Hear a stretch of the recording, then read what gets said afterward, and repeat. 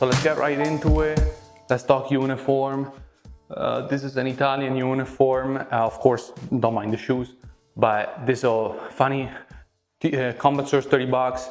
Pants are 500. So, so these are UF Pro pants, of course, in Vegetata. These are amazing. I'd say in the Continental Vegetata fabric, these are probably the best pants on the market.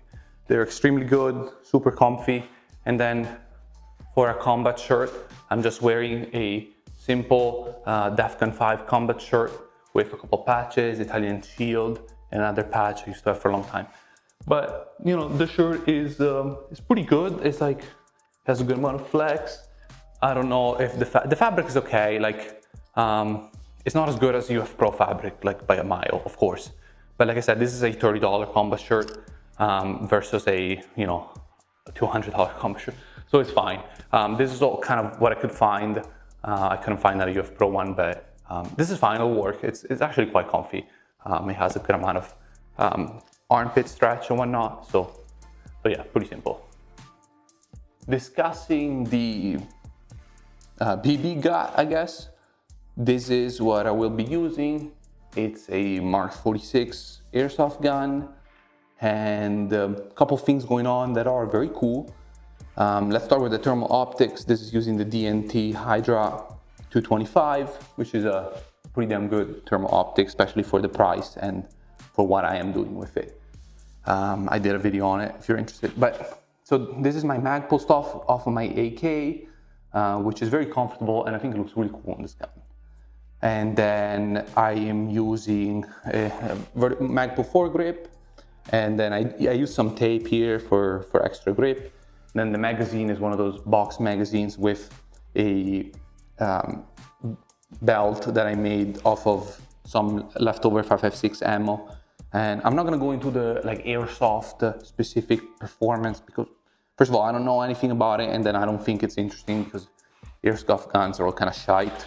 But then another things that I'm doing is this sling, which is made by Krydex. It was like $15, but it has a little bit of padding, but not too much to be on the way. And then it has a quick adjustment, which is nice. And then, honestly, for me, the coolest thing on the gun is the Z-bolt right here. And this is something else that I've been sent over to review and try out. And I asked Z-bolt to send it over, and they agreed to do so. And this thing is crazy, honestly speaking. This is just bonkers. It is a combo unit of just a regular white light, LED white light, and then an IR light. And you guys will see they're like lightsabers. They're kind of crazy. Especially the IR, what it does have is a focusing ring that you can pretty much choose the beam pattern on your IR.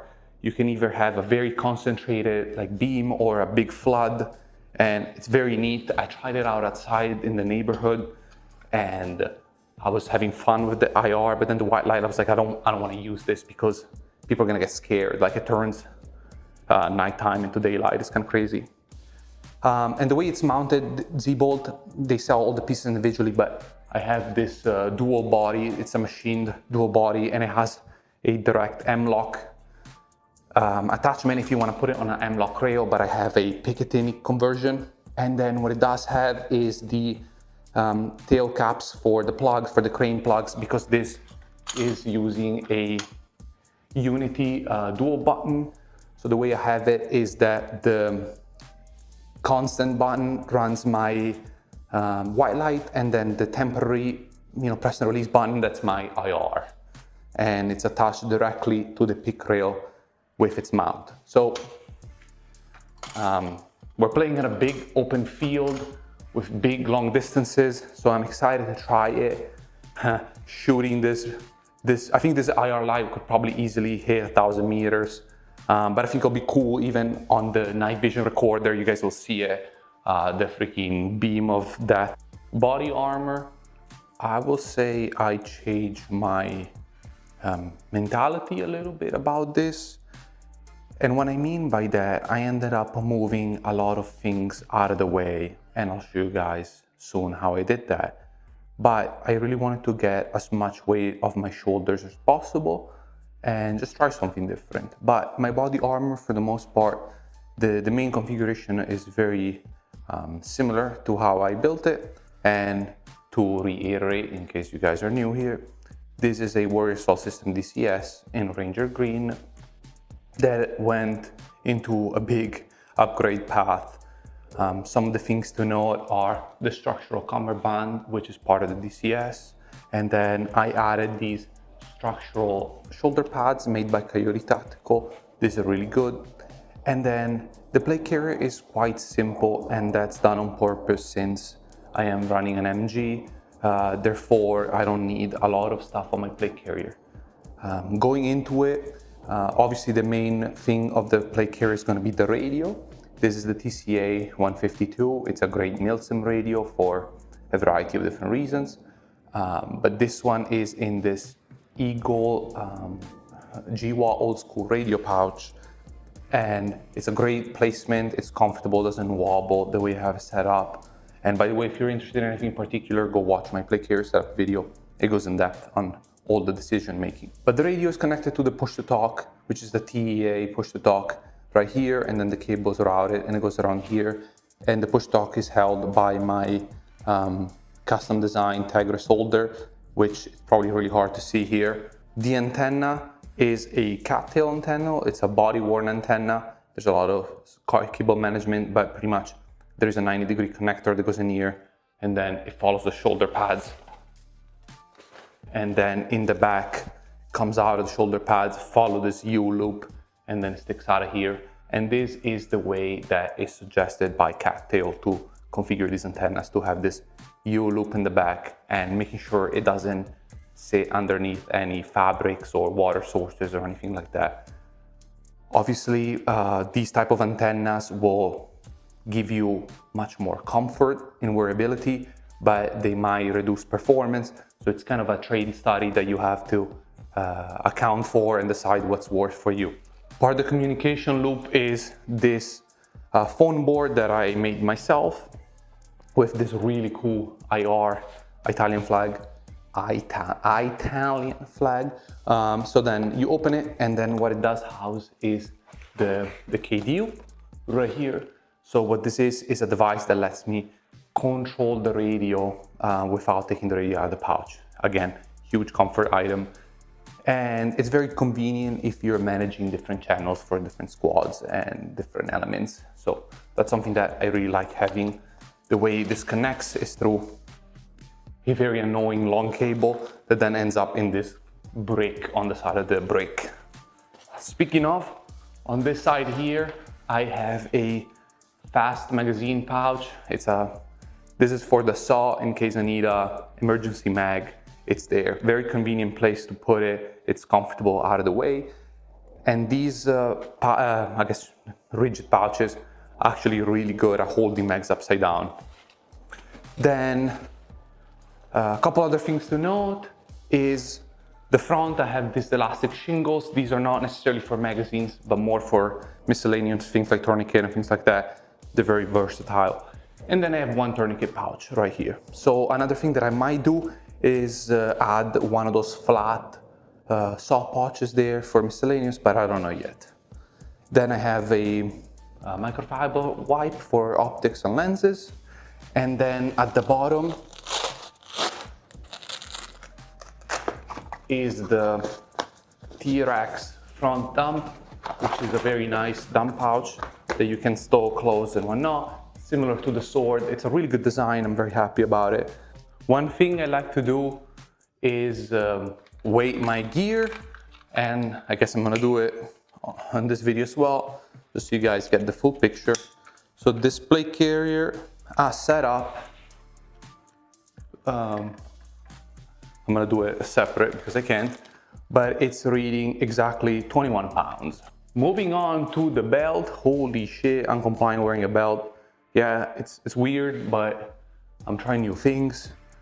I wanted to put some weight on the hips, and this is stuff that it's not something I absolutely need, So if I gotta keep the belt on the rock for infill, exfil, whatever, I can. And then of course I tried it with the rock and it doesn't get in the way. So that's a huge benefit. So this is a 2-piece Molly belt.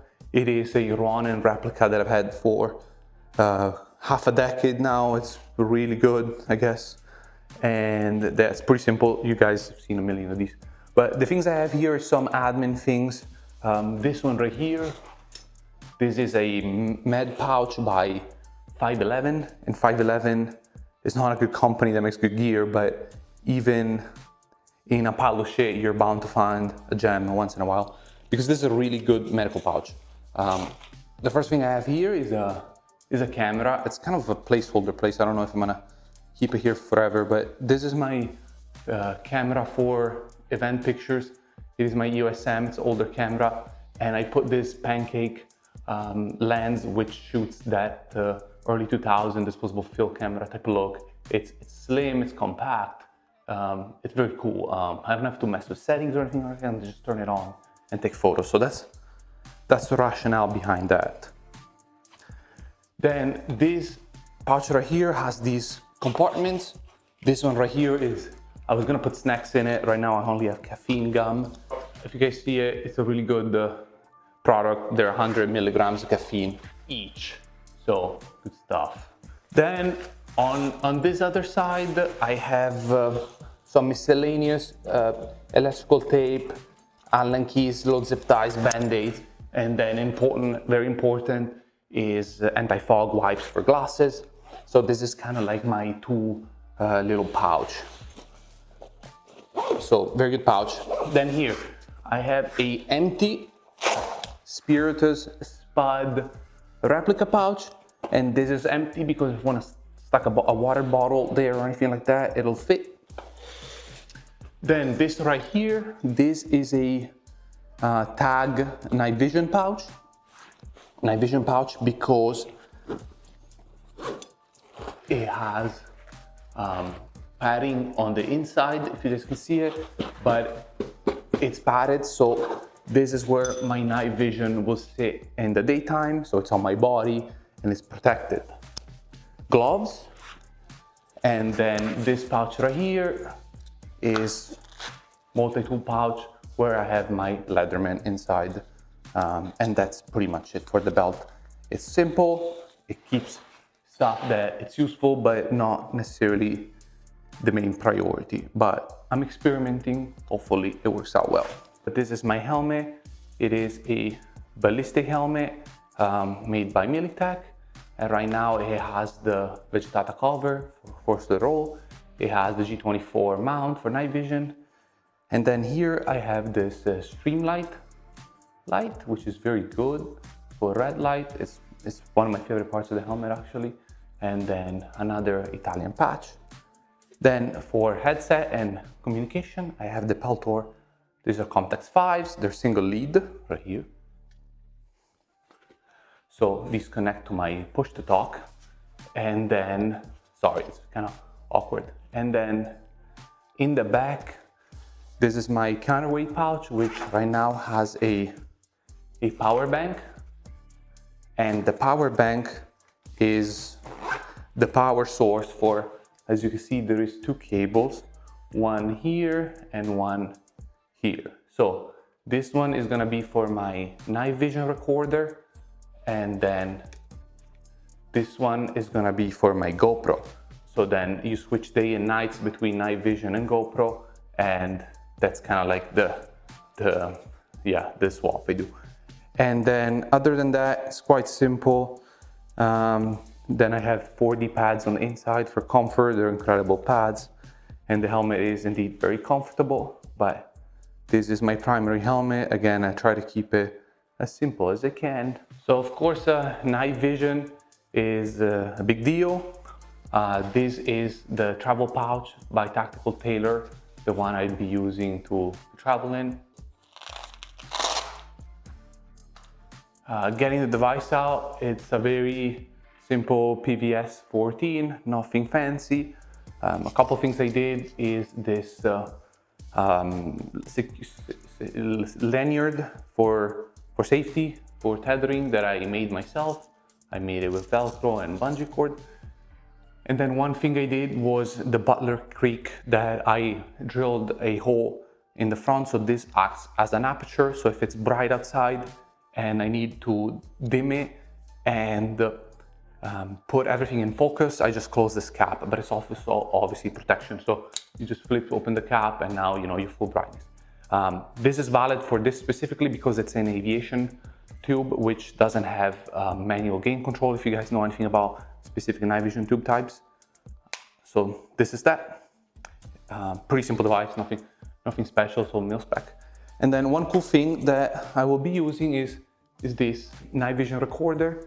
This is made by Doco Design, and I'm excited to try it. Basically, Doco Design sent this over for testing and usage and some marketing on my end.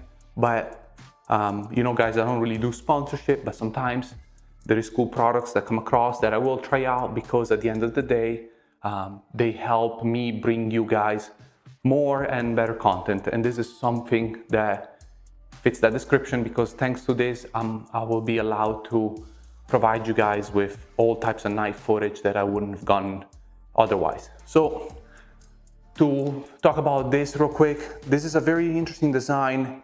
It's 3D printed, what seems like it's nylon reinforced fibers.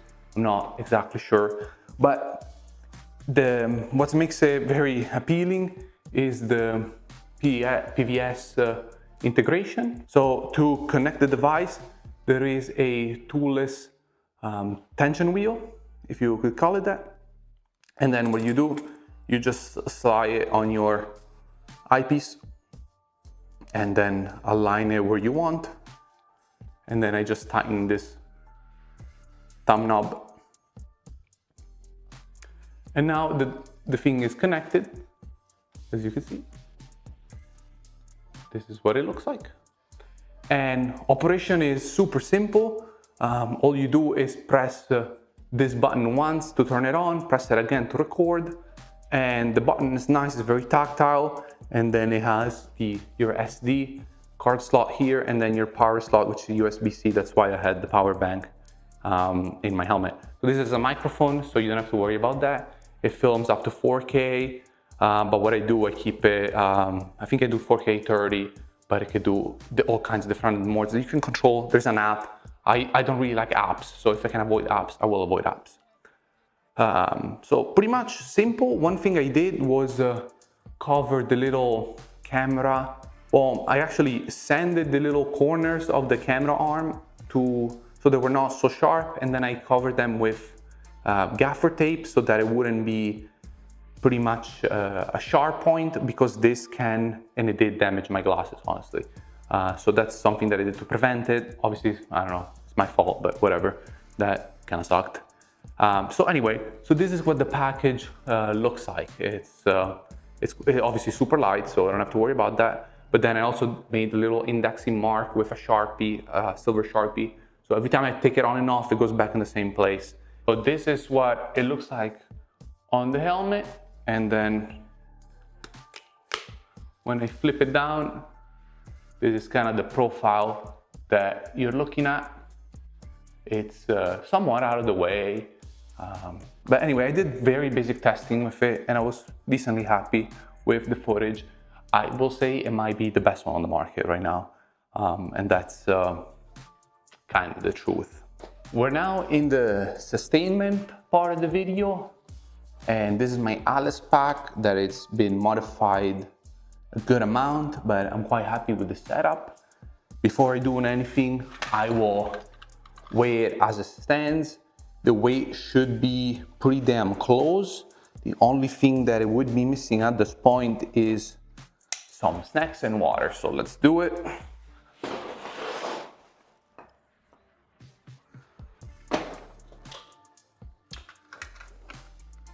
So as of right now, I am hitting about 32 pounds, if you guys can see it, which is pretty good, I'd say. I could do better, but this is pretty damn good, especially because, as you're about to see, I am taking some for sure comfort items, but that's my choice. I train heavy with my rocks, so this is my training rack. As you can see, that's a 45 plate, so 30 pounds is already an improvement, I guess. The first thing is the sleep system, which is connected at the bottom of it, and you just undo this. This is a cot. This will be my first time trying a cot. I'm quite excited for it. We'll see how it is. It's very comfortable. I tried it. I will set it up for you guys later without obviously wasting all the time and showing you how this works.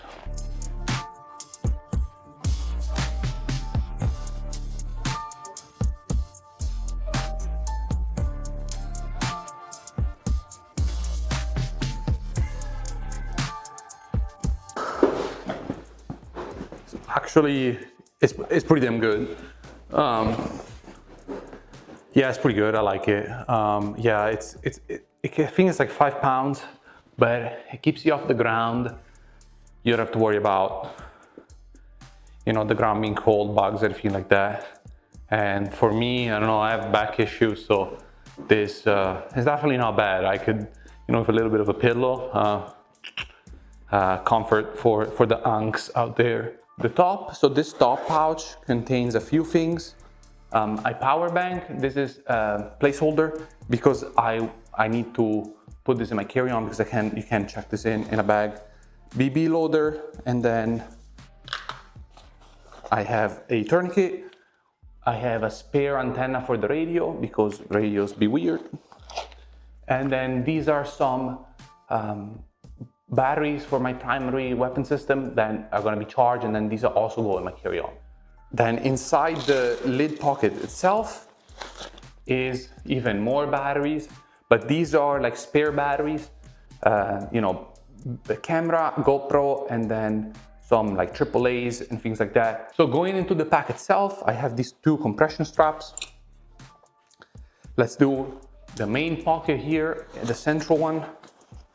And this is gonna be food. I have 2 broken down MREs, and then I will have supplemental snacks, which are not here at the moment, but these are the 2 supplemental MREs, which I compact down like this, and they kind of fit in the pouch quite easily.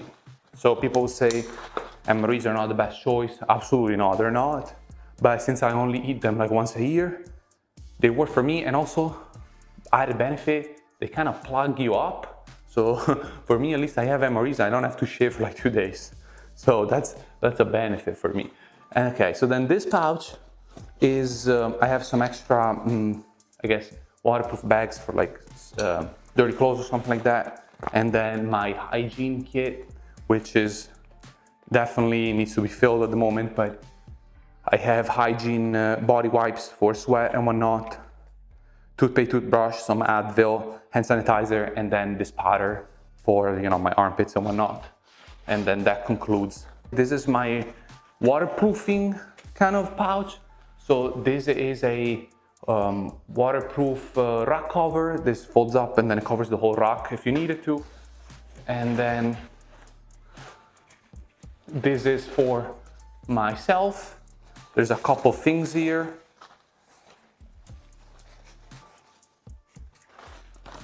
These are fully waterproof Beyond clothing pants. These are actually quite Gucci, super lightweight. As you can see, they pack really small. It's not, I don't think it's Gore-Tex, it's probably the proprietary material, or it's whatever waterproof laminate fabric they use. But yeah, they're quite nice. And then I have this very, very light waterproof top, extremely light, like it's almost see-through, but it is waterproof, at least I hope, for I don't know how heavy it is rated, but it's quite sick because of how small it packs and how light it is. And I hate Gore-Tex because it makes you sweat like crazy.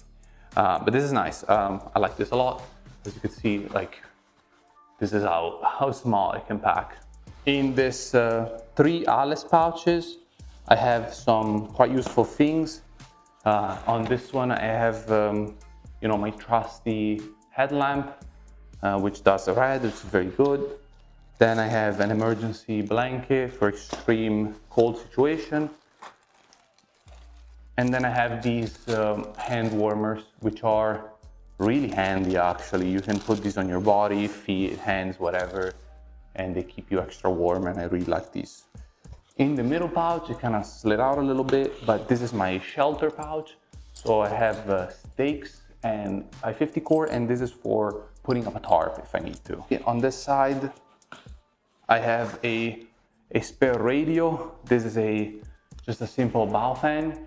And the reason why I have it, it's because if it's very late at night and I'm getting up to just do some security or patrolling, and I don't feel like putting on my whole plate carrier helmet, contacts, down leads and whatever, I can just throw this up in my pocket and have radio contact. Or also another thing that I do use it for is when I try to get some sleep, I obviously don't have access to my main radio and I couldn't hear anyway, so I have this next to me at very low volume. This one right here holds the batteries, the actual airsoft batteries. My prescription safety glasses, which I have in this little pouch.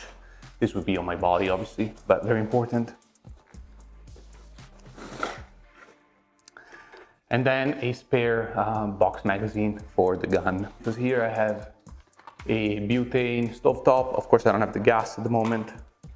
But then, of course, the gag, we got the mocha pot, and this is kind of the fun side, Italian kit.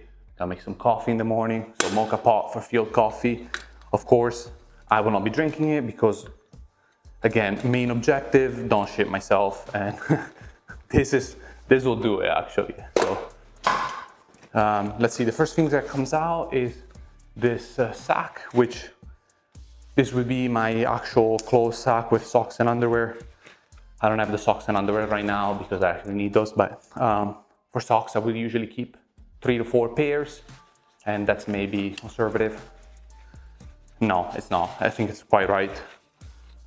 And then underwear 1 is enough unless you just actually want to shit yourself a bunch, but I plan not to do that. And then what I have here at the moment is a spare uniform combat top, because that's the part that gets, sweaty, and if you do want to change, it's nice to do so. Inside compartment of the Alice, I keep a lot of stuff. The first being my pack down Arc'teryx jacket. While very expensive, is one of the best warming layers I ever bought. It's very light and it's super warm. I usually sleep with it. I mean, not usually, always slept with it. And in those cold morning hours, it's just so good. So yeah, it's expensive, but it kind of is good. Another thing I have is my tarp for easy access. It's there, and this is nothing special. This is an Harbor Freight tarp, which works like $8, and it has the steel holes if you need to tie ropes to it. So it's nice. And then a new item. Look at this thing. What could it be? It's extremely cool, but I'm very hyped to have this because what this is a stool to sit on. You can just squat it up here, and yeah, I mean, you have a place to sit. It's quite nice, honestly.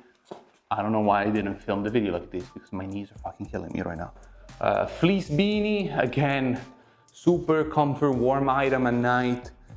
These will actually make you fucking hot, keeps your ear super nice. And then right now I have a water bladder in here, so I can have some water if I'm walking with the rock and I get thirsty and I have to go and deal with getting water out of where there's the tube that runs to my shoulder strap, where the tube is. And yeah, so keep digging into the rock. I have one more thing in here, and this is my sleeping bag. I've showcased it before. It's absolutely nothing special. Amazon sleeping bag, but it's okay. It does the job. Opening it up, the first thing that I have in the sleeping bag itself is the pillow, which might be hard to see, but it's stuffed in here. So then what you can do is just like take it out, blow in it, and then it becomes, you know, a pillow. Thank you all for watching. Hopefully you learned a few things. Hopefully you found it interesting. And I will see you in the next one.